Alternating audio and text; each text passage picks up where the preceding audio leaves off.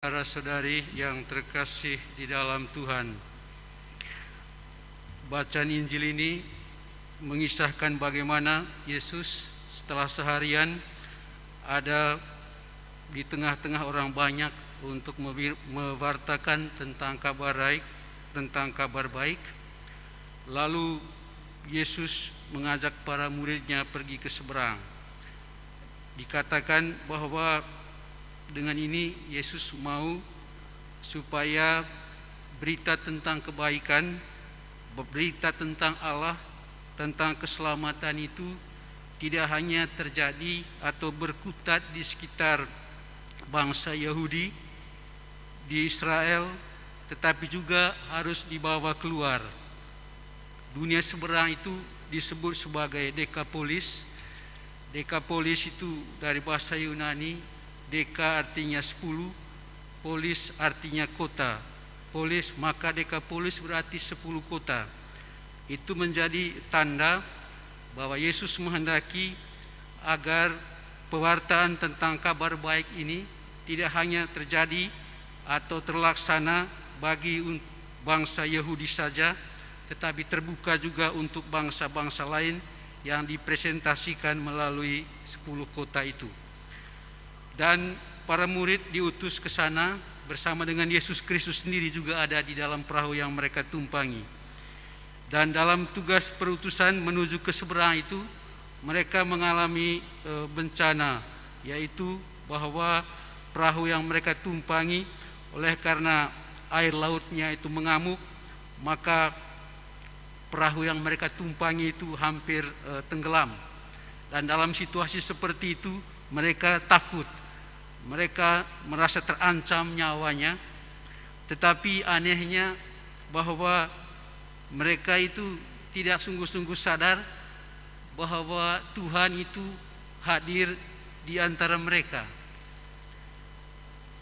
Bahkan dalam situasi karena begitu takutnya, mereka justru melalui ungkapan mereka, "Guru, tidakkah engkau peduli kalau kita binasa?" Artinya mereka melabeli, mencap Yesus, memberi stempel kepada Yesus sebagai orang yang tidak peduli dengan situasi yang mereka hadapi. Nah, ini berarti tingkat atau kadar kekecewaan, kadar ketakutan, dan juga boleh dikatakan ketidakpercayaan mereka itu begitu tinggi. Mereka begitu kasar menyampaikan sesuatu kepada Yesus. "Guru, tidak pedulikah engkau kalau kita binasa?" Padahal mereka ini pergi atas nama atau bersama dengan Yesus Kristus untuk mewartakan kabar baik itu. Sekurang-kurangnya dalam pengalaman sekian lama ada bersama-sama dengan Yesus, dari kampung ke kampung, dari desa ke desa, itu sebetulnya harus punya pemahaman tertentu sudah. Artinya bahwa Yesus yang kami wartakan itu adalah bukan sembarang Yesus saja. Dia itu adalah Tuhan juga, bukan hanya dia yang hadir sebagai manusia ada di antara mereka, tapi juga dia adalah Tuhan juga. Dia adalah penyelamat, dan pasti dia mampu untuk menyelamatkan mereka semua, termasuk dari hantaman ombak dan danau yang ganas itu. Tapi justru mereka tidak punya kesadaran seperti itu. Iman mereka boleh dikatakan sedikit atau sama sekali tidak ada iman di dalam peristiwa itu.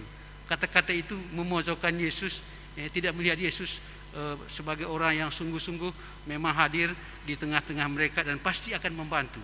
Yesus tidak mungkin mau mencelakakan mereka. Utusannya pasti akan sampai di seberang. Pewartaan kabar baik itu harus sampai ke tempat yang dituju, dan Yesus bertindak untuk itu. Lalu Yesus dengan kata-kata sama seperti mengusir setan itu, "Diam, tenanglah." Kata-katanya penuh wibawa, luar biasa. Dan setelah danau itu tenang kembali, air laut tidak mengamuk lagi, lalu Yesus mengoreksi para muridnya, memberi katakan peringatan kepada para muridnya. "Mengapa kamu menjadi pengecut? Mengapa imanmu hilang? Mengapa kamu tidak percaya?" Yesus Kristus itu sebetulnya kalau mereka sungguh-sungguh percaya, yakin bahwa dalam situasi apapun pasti Tuhan itu datang menolong, pasti Tuhan itu hadir di tengah-tengah mereka, pasti Tuhan itu peduli dengan situasi mereka. Asalkan mereka sedikit punya iman, membuka diri, mengalami kesulitan dalam tugas perutusan itu. Jangan mempersalahkan Tuhan kalau mengalami kegagalan, mengalami tantangan, mengalami kesulitan dalam tugas perutusan itu. Seolah-olah Tuhan itu yang menyebabkannya. Ya. Karena itu kalau mengalami kesulitan itu, ya justru datang ya minta kepada Yesus. Ya. Bukan seperti para murid tadi. Karena mengalami, memang saya kira manusiawi juga dalam keadaan seperti itu. Kalau kita dalam keadaan marah itu, semua hal bisa kita omongkan, bisa kita katakan. Termasuk Tuhan juga kita tidak mau peduli.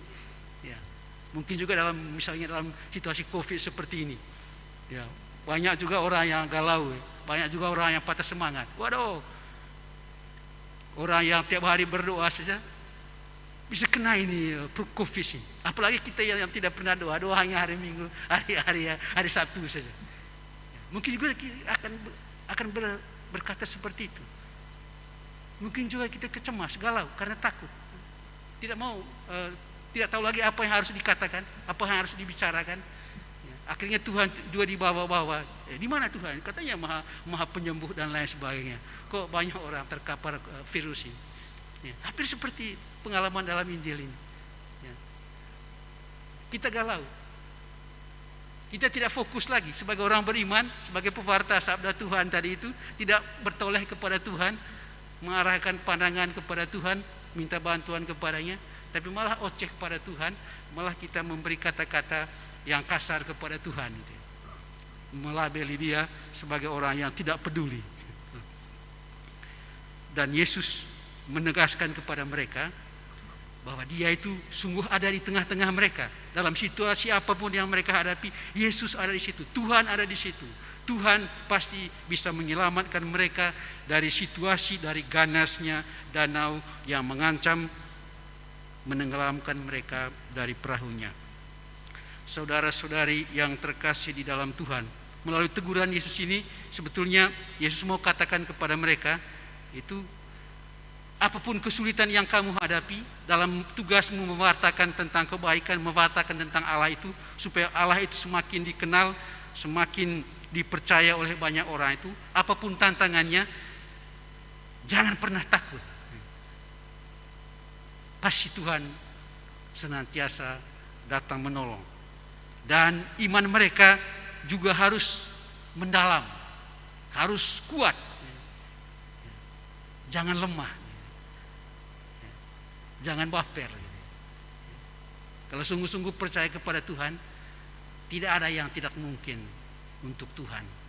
Dia selalu datang pada waktunya untuk menolong setiap orang yang mengalami kesulitannya. Apalagi tugas mereka, tugas mulia, membawa berita baik, membawa kabar baik itu kepada orang lain, membuat orang lain supaya percaya, semakin percaya kepada Allah, percaya kepada Yesus Kristus. Ini tugas mulia. Tidak mungkinlah tugas mulia seperti itu akan dibiarkan oleh Yesus Kristus untuk mengalami tantangan yang berat. Tuhan pasti dengan caranya sendiri akan menolong setiap orang yang melaksanakan tugas mulia seperti itu. Saudara-saudari yang terkasih di dalam Tuhan, semoga Injil ini membantu kita juga. Kita diberi peran dengan tugas kita masing-masing. Mungkin kadang-kadang kita juga mengalami kesulitan, ya, mengalami tantangan dalam tugas perutusan kita, tugas yang dipercayakan kepada kita. Ya. Tapi dengan belajar dari Injil hari ini, bagaimana Yesus itu berpihak, bagaimana Yesus datang menolong, hadir dan peduli dengan situasi kita. Mudah-mudahan kita akhirnya seperti dikatakan dalam bagian terakhir tadi, akhirnya murid-murid itu juga segan kepada Yesus Kristus, takut dalam arti yang positif itu.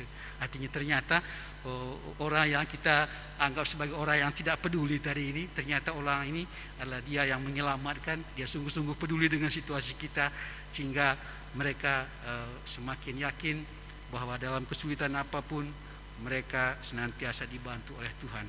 Semoga pengalaman para murid ini juga menjadi pengalaman kita dalam kehidupan kita, apapun panggilan kita masing-masing, dalam kesulitan apapun, seberat apapun kesulitan yang kita hadapi, tantangan yang kita alami, Tuhan tidak pernah meninggalkan kita. Dia senantiasa hadir dan peduli dengan kehidupan kita, asalkan kita selalu datang kepadanya untuk memohonkan pertolongannya. Selamat berjuang, Tuhan memberkati. Mari kita